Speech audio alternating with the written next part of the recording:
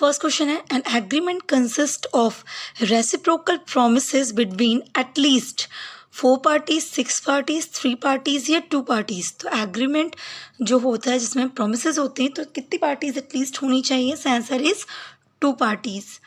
Every promise and every set of promise forming the consideration for each other is an। तो सभी promises या set of promises जो consideration के basis पे होंगे वो क्या कहलाते हैं? कॉन्ट्रैक्ट, एग्रीमेंट, ऑफर या acceptance. So answer is agreement. फिर थर्ड क्वेश्चन देखते हैं, a contract is defined as an agreement enforceable by law with section dash of the Indian contract act. तो कॉन्ट्रैक्ट की डेफिनेशन जो कि एग्रीमेंट है enforceable by law, ऐसी जो डेफिनेशन है वो किस सेक्शन में दी गई है? इंडियन कॉन्ट्रैक्ट एक्ट के। सो आंसर है सेक्शन 2 सबसेक्शन एच में। कॉन्ट्रैक्ट की जो डेफिनेशन दी गई है वो कहाँ दी गई है? सेक्शन 2 सबसेक्शन एच में। नेक्स्ट क्वेश्चन है, A makes contract with B to beat his business competitor. This is an example of, A ने कॉन्ट्रैक्ट किया है B के साथ कि वो जो उसके कॉम्पिटिटिव पार्टनर हैं, जो बिजनेस पार्टनर हैं, बिजनेस कॉम्पिटिटर्स हैं, उनकी पिटाई करेगा। इस बात को लेके कॉन्ट्रैक्ट हुआ है। तो ये किस तरह का एग्जांपल है? वैलिड कॉन्ट्रैक्ट का, इलीगल का, इलीगल एग्रीमेंट का, वॉइडेबल कॉन्ट्रैक्ट का या अनफोर्सेबल कॉन्ट्रैक्ट का। सो आंसर इज इलीगल एग्रीमेंट का, क्योंकि ये कॉन्ट्रैक्ट हुआ ही नहीं है। एग्रीमेंट तो हुआ होगा पर एग्रीमेंट कॉन्ट्रैक्ट कब बनता है? जब इन्फोर्सिबिलिटी बाय लॉ हो जाती है। तो ये इस तरह का जो एग्रीमेंट है वो इन्फोर्सिबल बाय लॉ नहीं है, इसलिए ये कॉन्ट्रैक्ट तो है ही नहीं है। और दूसरी बात ये कैसा है? इलीगल एग्रीमेंट है। So agreement the meaning of which is uncertain. तो ऐसा एग्रीमेंट जो अनसर्टेन पर्पस के लिए हो या अनसर्टेन हो तो वो क्या कहलाएगा? वॉइड, वैलिड, वॉइडेबल या illegal answer. So answer is void. तो इस तरह के एग्रीमेंट को वॉइड कहेंगे। Dash is a one sided contract in which only one party has to perform his promise और ऑब्लिगेशन। तो इस तरह के कॉन्ट्रैक्ट में सिर्फ एक पार्टी को अपनी परफॉर्मेंस करनी होती है, अपना प्रॉमिस या अपना ऑब्लिगेशन पूरा करना होता है। तो क्या कहते हैं इसे? Void, illegal, unilateral, bilateral. So answer is unilateral contract. Next है, ऑल कॉन्ट्रैक्ट इज एन। सभी कॉन्ट्रैक्ट क्या होते हैं? एक ऑफर होते हैं, एक एग्रीमेंट होते हैं, एक एक्सेप्टेंस होते हैं या transaction. So answer is agreement. All contract is an agreement. पर एक स्टेटमेंट भी आपने सुना होगा, all contract is an agreement but all agreement is not an contract. जैसे भी लास्ट में भी एक एग्जांपल हमने देखा कि वो एग्रीमेंट तो है कि हम ऐसा एग्रीमेंट कर रहे हैं कि आपकी हम पिटाई करेंगे या किसी थर्ड पर्सन को आपको मारना है या कुछ ऐसे हम एग्रीमेंट करते हैं, तो वो एग्रीमेंट तो हो गया पर वो कॉन्ट्रैक्ट कभी नहीं हो सकता है। सो सारे कॉन्ट्रैक्ट एग्रीमेंट तो होंगे पर सभी एग्रीमेंट कॉन्ट्रैक्ट नहीं हो सकते। नेक्स्ट क्वेश्चन है, every agreement and promise enforceable by law is. तो सभी एग्रीमेंट या प्रोमिसेस जो लॉ के थ्रू इन्फोर्सिबल हैं वो ऑफर होते हैं, कॉन्ट्रैक्ट होते हैं, एक्सेप्टेंस होते हैं, consideration. So answer is contract. Next, A promises to deliver his watch to B and in return B promised to pay a sum of rupees 2000. There is said to be an। तो A ने promise किया कि वो B को watch देगा और B ने promise किया कि वो उसके बदले में क्या देगा? 2000 रुपये देगा। तो ये क्या है? एक एग्रीमेंट है, प्रपोजल है, एक्सेप्टेंस है या ऑफर है। सो आंसर इज एग्रीमेंट है। Next, over a cup of coffee in a restaurant, X invites Y to dinner at his house on a Sunday. Y hires a taxi and reaches X's house at the appointed time, but X fails to perform his promise. Can Y recover any damage from X? तो एक coffee shop में आपने coffee P और x ने invite कर लिया कि आप डिनर पे आ जाइए वाई को, संडे को। वाई वहाँ पे टैक्सी हायर करके उनके घर पहुँचते हैं जिस टाइम पे, जिस डे को उन्होंने कहा था उस टाइम पे पहुँचते। बट होता क्या है कि एक्स ने अपना जो एग्रीमेंट किया था या जो प्रॉमिस किया था उस प्रॉमिस को उसने फुलफ़िल नहीं किया। तो अब क्या वाई कोई डैमेज रिकवर कर सकते? लाइक उनको जो टैक्सी के चार्जेस पड़े या जितना टाइम वेस्ट हुआ, तो क्या वो कुछ भी वाई से डैमेज रिकवर कर सकते हैं? So option is yes, as Y has suffered, या no, as the intention was not to create legal relation, इधर ए और बी या none of these. So answer is what? No, as the intention was not create a legal relation. तो यहाँ पे promise किया गया था कि आप आइए करिए, पर कोई ऐसा इंटेंशन नहीं था कि हम लीगल रिलेशन क्रिएट करेंगे। और जब लीगैलिटी नहीं होगी तो आप कोई रिकवरी भी नहीं बनेगी। नेक्स्ट है which one of the following has the correct sequence. इसमें से करेक्ट सिक्वेंस कौन सा है? पहले ऑफर होता है, देन एक्सेप्टेंस होता है, देन कंसिडरेशन होता है, देन ऑफर होता है। ये ऑफर होता है, देन एक्सेप्टेंस होता है, देन कंसिडरेशन होता है, देन कॉन्ट्रैक्ट होता है। या contract then acceptance then consideration then offer. ये offer then consideration then acceptance then contract. So right answer is offer होता है। हमने आपको ऑफर दिया, आपने उसे एक्सेप्ट किया, ऑफर या प्रपोजल, तो आपने उसे एक्सेप्ट किया। उसके बाद वो जो एक्सेप्ट होगा तो वो किसी न किसी कंसिडरेशन के लिए होगा, तो उसके बाद वो क्या हो जाएगा? कॉन्ट्रैक्ट बन जाएगा। इन्फोर्सेबल बाय लॉ होगा तो कॉन्ट्रैक्ट, तो ऑफर होगा, एक्सेप्टेंस होगा, कंसिडरेशन होगा एंड देन कॉन्ट्रैक्ट बनेगा। Offer implied from conduct of parties और from circumstances of the case is called. तो जब इम्प्लाइड हो कि आपको ऐसा करना है, एक सर्कमस्टांसेस का जो भी है केस, तो उसे हम कैसे कहेंगे? इम्प्लाइड ऑफर कहेंगे, एक्सप्रेस ऑफर कहेंगे, जनरल ऑफर कहेंगे, स्पेसिफिक, राइट। तो आंसर इज इम्प्लाइड ऑफर। तो जब आपको इम्प्लाइड हो जाए कि आपको ये काम करना है, लाइक कॉबलर के केस में क्या होता है, अगर आपने शूज़ बनवाएं तो बट ऑब्वियसली ये इम्प्लाइड है कि सामने वाले को आपको पेमेंट करना ही करना है। तो अगर ऐसा कोई सर्कमस्टांसेस जिसमें कि आपको क्या करना है ये अपने आप इम्प्लाइड हो जाता है, तो इस तरह के चीज़ों को हम इम्प्लाइड ऑफर कहते हैं।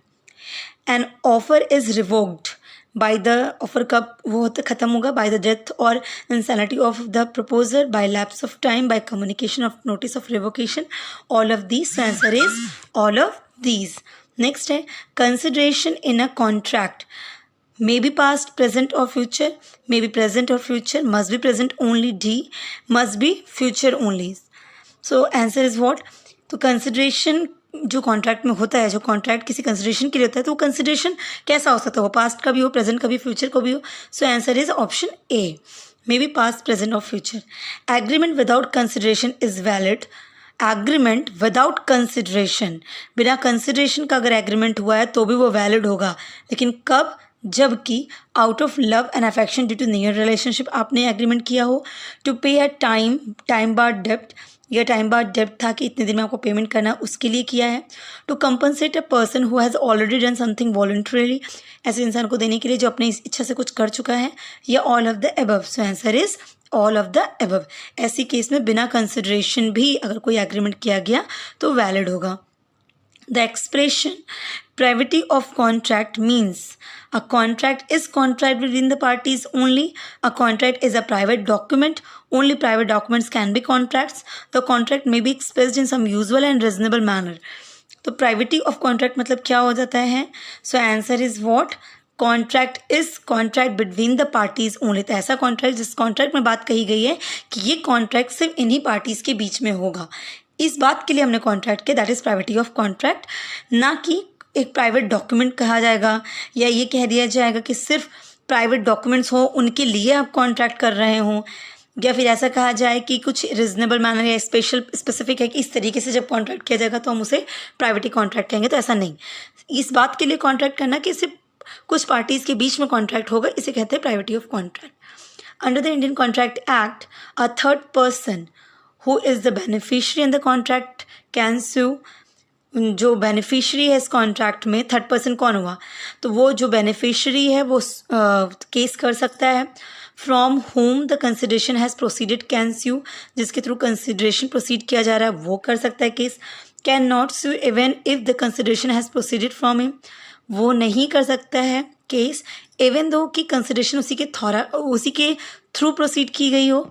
Can not sue at all for want of privity of contract, privity of contract करने के लिए वो sue नहीं कर सकता है। So third person is who is the beneficiary under the contract can sue। तो राइट स्टेटमेंट वॉट कि वो बेनिफिशरी, थर्ड पर्सन कैसा होता है? बेनिफिशरी होता है और वो कॉन्ट्रैक्ट के अंदर केस कर सकता है। Which are the following is not competent to contract, इनमें से कौन कॉन्ट्रैक्ट करने के लिए कम्पीटेंट, योग्य नहीं कहे जाते हैं? Minor, person of unsound mind, a person who has disqualified from contracted by some law, या all of these. So answer is all of these. कोई भी माइनर पर्सन, कोई भी अनसाउंड माइंड का पर्सन, या कोई ऐसा पर्सन जो डिस्क्वालीफाई किया गया किसी और एक्ट के अंदर। लाइक आप कॉन्ट्रैक्ट करने जा रहे हो पर आप इनकम टैक्स एक्ट के अकॉर्डिंग आप इंसॉल्वेंट या कुछ भी कह दिए गए हो, तो किसी और एक्ट के अकॉर्डिंग वो डिस्क्वालीफाई पर्सन बोल दिया गया है, तो ये सारे लोग क्या कहे जाएंगे कि कंपिटेंट नहीं है कॉन्ट्रैक्ट करने के लिए, ये सभी लोग कंपिटेंट नहीं है। Consensus ad idem means general consensus, meeting of minds upon the same thing in a same sense, reaching an agreement, reaching of contract. So answer is meeting of minds upon the same thing in a same sense. जैसा आप सोच रहे हैं बिल्कुल वैसा ही, उसी purpose से मैंने जो कहा आपने बिल्कुल वैसा ही समझा और उसी के लिए बात हुई है, तो वो चीज़ आपका कॉन्सेंस एडाइडम हो जाएगा. The contract which is formed without the free consent of parties is, अगर ऐसा कोई कॉन्ट्रैक्ट हुआ है जिसमें पार्टीज़ का फ्री कंसेंट नहीं है, मतलब अपने आप स्वेच्छा से नहीं है, वो चाहे फ्री कंसेंट के कई हैं, डरा धमका के या किसी तरीके से किया गया हो, मतलब उन पार्टीज़ का फ्री कंसेंट नहीं है, तो इस तरह के कॉन्ट्रैक्ट अगर ऐसा हुआ तो उसे कैसे कहेंगे? वैलिड, इलीगल, वॉइडेबल या वॉइड अब इनिशियो. सो आंसर इज इस तरह का कॉन्ट्रैक्ट वॉइडेबल था. जो पार्टीज़ के फ्री कंसेंट में नहीं होता उस तरह का कॉन्ट्रैक्ट वॉइडेबल होता है. And illegal agreements are, illegal जो एग्रीमेंट्स होते हैं वो क्या होते हैं? वॉइड अब इनिशियो होते हैं, वो स्टार्टिंग से ही गलत है, वॉइड है. A promise to give money or money's worth upon the determination or settlement of uncertain event. ऐसा प्रॉमिस कि हम आपको पैसे देंगे, पैसे जैसी कोई चीज़ देंगे, कब देंगे? जब कुछ अनसर्टन इवेंट जो डिसाइड किया जा रहा है वो होगा. तो ये किस तरह का कॉन्ट्रैक्ट हुआ? Wagering agreement, unlawful agreement, illegal या avoidable agreement. So answer is wagering. Which of the following is the essential ingredients of contract of indemnity? Contract of indemnity में essential ingredients क्या होता है? Contract to make good the loss. Loss must be caused to the indemnity the holders. Loss may be caused by promisor or any other person. All of the above. तो contract और क्षतिपूर्ति वाला जो चीज़ होती है तो वो इसमें इसके लिए essentials क्या क्या हो गए? So answer is all of the above. Next है how agency is created. Agency कैसे क्रिएट होता है? By direct appointment, by implication, by necessity, all of the above. So answer is all of the above. Next, an agreement which is enforceable by law at the option of one party. किसी एक party के हाथ में वो enforceable है और ऐसा agreement, पर दूसरी पार्टी के अकॉर्डिंग इन्फोर्सिबल नहीं है, तो इस तरह के एग्रीमेंट को क्या कहेंगे? Voidable contract. लाइक जैसे कि मैंने आपको डरा धमका के आपको गन पॉइंट पे बोला कि आप ये वाले पेपर्स पे साइन करो, ये एग्रीमेंट करो, ये प्रॉपर्टी मेरे नाम पे करो, तो इस तरह का हमने अगर आपसे साथ कॉन्ट्रैक्ट किया तो यहाँ पे आप तो केस करने के लिए एलिजिबल नहीं हुए, क्योंकि आपने तो गन पॉइंट पे रखा ही था. जो पार्टी है, जो दूसरी पार्टी है, वो पार्टी क्या है? सिर्फ एक ही पार्टी, दोनों पार्टी में से सिर्फ एक पार्टी ही एलिजिबल है केस करने के लिए. जिसको गन पॉइंट पे रखा गया वही तो एलिजिबल होगी. जिसने रखा है वो तो कभी नहीं करेगी ना आपके लिए केस कि मैंने इनको गन पॉइंट पे रखा फिर भी उन्होंने साइन नहीं किया, ऐसा तो वो कभी नहीं कहने वाली. तो मीन्स सिर्फ जो सामने वाली पार्टी है वो एलिजिबल है. तो जब ऐसा होता है कि सिर्फ एक पार्टी एलिजिबल होती है केस करने के लिए, इन्फोर्सिबल बाय लॉ मतलब करने के लिए, तो उस केस में उस तरह के कॉन्ट्रैक्ट को वॉइडेबल कॉन्ट्रैक्ट कहते हैं. A gratuitous promise can be enforced, not be enforced, be enforced in court of law या none of the above. So not be enforced, हम मतलब ज़्यादा वो ग्रेट्यूटोरियस में आके आपसे कोई प्रॉमिस कर लेते कि आप देखिए हम ऐसा कर लिया जाएगा, तो उसको आप इन्फोर्सिबल नहीं मानेंगे. The two types of breach are, breach of contract होता है, कॉन्ट्रैक्ट का टूटना तो मेनली दो तरीके से होता है. Actual and deemed breach, actual and conditional, या एक्चुअल एंड एंटिसिपेटरी, या actual and remedial. So answer is actual breach and anticipatory breach. Next, what is the meaning of novation? Novation की क्या मीनिंग है? Residing of a contract, alteration of a contract, change in provision of a contract, substituting an old contract for a new one. So answer is substituting an old contract for a new one. तो novation में क्या हुआ? जो पुराना contract है उसकी जगह पे एक नया सब्स्टिट्यूट किया जाता है, उसको कहते हैं novation. Next, what is the responsibility of the finder of a goods? जो अगर कोई गुड्स है और किसी ने उसको पाया तो उसकी क्या रिस्पॉन्सिबिलिटी बनती है? सेम रिस्पॉन्सिबिलिटी एज बेली, जैसी बेली की होती है वैसी. Same as trustee, same as pledgee, या same as owner. So answer is same as bailee. Next है, in case of breach of contract of sale of some rare articles और things for which there is no substitute in the market, the court may grant quantum merit, recession, injunction, specific performance. तो एक contract होता है किसी चीज़ को cell करने के लिए, वो कॉन्ट्रैक्ट टूटा है तो उसमें जिस चीज़ की सेल करने की बात है वो बहुत रेयर आर्टिकल है या ऐसी चीज़ है जो नॉर्मली मार्केट में नहीं है या उसका सब्स्टिट्यूट अवेलेबल नहीं है, तो कोर्ट क्या ग्रांट करेगी? Quantum merit, rescission, injunction, specific performance. So answer is specific performance. Next, agreement to do an impossible act. वो क्या हो जाएगा? ऐसा काम करने के लिए एग्रीमेंट किया है जो इम्पॉसिबल है. जैसे मैंने आपके साथ एग्रीमेंट किया कि आप कल बारिश कराइए, कैसे भी आपको रेन कराना है, तो ये एक इम्पॉसिबल एक्ट है, आप रेन नहीं करा सकते हैं। तो अगर इस तरह का कोई एग्रीमेंट किया गया तो voidable at option of the promisor, void valid या voidable at the option of promisee, किसके हैंड पे वॉइडेबल होगा? So answer is that is void. इस तरह का अगर कोई एग्रीमेंट हुआ तो वो क्या हो गया? वॉइड हो गया। Next, which are the following feature is not essential for a contract? इनमें से कौन सी चीज़ है जो कॉन्ट्रैक्ट के इसेंशियल्स फीचर्स में नहीं आती है? Not included. It should be in writing only. Free consent of parties competing to contract. Lawful consideration with a lawful object. It should be declared void expressly. It should not be declared void expressly. वो clearly ऐसा हो कि वो दिख रहा हो कि वो void नहीं है. लॉफुल कंसिडरेशन होना चाहिए और जिस पर्पज़ के लिए वो कॉन्ट्रैक्ट हो रहा है वो भी लॉफुल होना चाहिए. किसी को मारने, पीटने, धमकाने के लिए, ऐसे किसी ऑब्जेक्ट के लिए वो कॉन्ट्रैक्ट ना किया जा रहा हो. जो पार्टीज़ वहाँ इन्वॉल्व हैं वो कम्पिटेंट हो और उनकी कंसेंट बिल्कुल फ्री हो, वो किसी अनड्यू प्रेशर में ऐसा काम ना कर रही हूँ. ये सब इसके एसेंशियल फीचर्स हैं. या it should be in writing only. ये कॉन्ट्रैक्ट जो होता है ये इसका एसेंशियल फीचर है कि वो सिर्फ और सिर्फ लिखा हुआ होना चाहिए. सो राइट आंसर इज, इसमें से कौन सा एसेंशियल फीचर नहीं है? So right answer is it should be in writing only. क्यों? क्योंकि इम्प्लाइड कॉन्ट्रैक्ट भी तो होता है, इम्प्लाइड कॉन्ट्रैक्ट भी वैलिड होता है और उस केस में तो इम्प्लाइड कॉन्ट्रैक्ट मतलब राइटिंग तो बिल्कुल भी नहीं है. सो ये बात गलत है कि जो कॉन्ट्रैक्ट का फीचर है उसमें एसेंशियल है कि वो राइटिंग में ही हो, ऐसा नहीं है, होना चाहिए, ऐसा कुछ नहीं है. Next, agreement is equal to what? Offer या प्रपोजल प्लस एक्सेप्टेंस, या agreement is equal to offer या proposal plus acceptance plus enforceable, या agreement is equal to offer या proposal plus acceptance plus not enforceable, या none. So answer is offer plus acceptance. Agreement क्या हो गया? Offer या proposal दिया और सामने वाले ने उसको एक्सेप्ट कर लिया, राइट? तो एग्रीमेंट हो गया. और जब वो इन्फोर्सिबल बाय लॉ हो जाता है तो वो कॉन्ट्रैक्ट बनता है. Rejected proposal plus enforceable, offer plus acceptance, accepted proposal plus enforceability by law. देखिए लैंग्वेज थोड़ी चेंज कर दिया. यहीं पर अगर लिखा होता है कि एग्रीमेंट मतलब proposal plus acceptance plus enforceable by law तो भी वो आपका कॉन्ट्रैक्ट कहलाता है. यहाँ पे क्या है? Accepted proposal. एक्सेप्टेड प्रपोजल कब होगा? जब accepted proposal means what? Agreement. कैसे? क्योंकि आपका एग्रीमेंट मतलब ही क्या होता है कि आप ऑफर दीजिए या प्रपोजल दीजिए, सामने वाला उसको एक्सेप्ट करे. जब ये दोनों काम होगा तभी वो एग्रीमेंट कहलाएगा.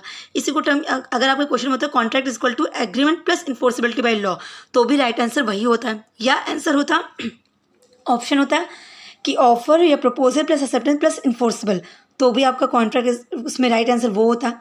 यहाँ पे दे दिया एक्सेप्टेड प्रपोजल. एक्सेप्टेड प्रपोजल मतलब आपने ऑफर दिया और हमने उसे एक्सेप्ट कर लिया तो एक्सेप्टेड प्रपोजल, अब वो एग्रीमेंट बन गया. और इन्फोर्सिबिलिटी बाय लॉ, और लॉ के थ्रू इन्फोर्सिबल है तो वो क्या कहलाएगा? Contract. Right answer is that.